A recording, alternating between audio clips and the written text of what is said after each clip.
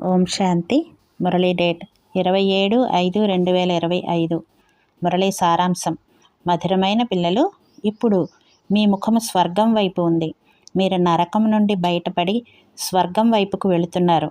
కావున మీ బుద్ధి యోగాన్ని నరకం నుండి తొలగించేయండి. ప్రశ్న: అన్నింటికన్నా ఉన్నతమైన మరియు సూక్ష్మమైన గమ్యం ఏమిటి? దానిని ఎవరు దాటగలుగుతారు? జవాబు: పిల్లలైన మీరు మీ ముఖమును స్వర్గం వైపుకు తిప్పుతారు. మాయ మీ ముఖమును నరకం వైపుకు తిప్పేస్తుంది. అనేక తుఫాన్లను తీసుకువస్తుంది. ఆ తుఫాన్లను దాటడమే సూక్ష్మమైన లక్ష్యం.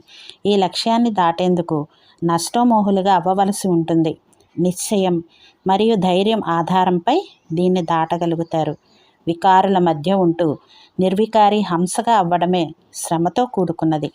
పాట: నిర్బలులతో బలవంతుల యుద్ధం. अच्छा, मीठे मीठे से खिलते बच्चों प्रति माता पिता बाप दादा का याद प्यार गुड मॉर्निंग और नमस्ते.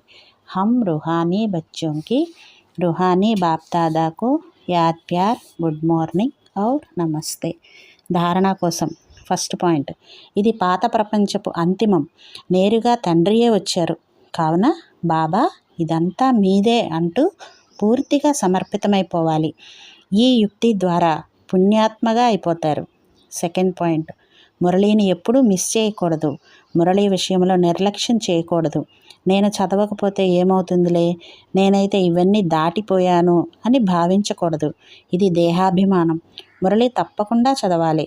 వరదానం: స్వయాన్ని మలచుకొని మేలిమి బంగారంగా అయ్యి ప్రతి కర్మలోనూ సఫలురుగా అయ్యే స్వపరివర్తక భవ. ఎవరైతే ప్రతి పరిస్థితిలోనూ స్వయమును పరివర్తన చేసుకొని స్వపరివర్తకులుగా అవుతారో వారు సదా సఫలులుగా అవుతారు.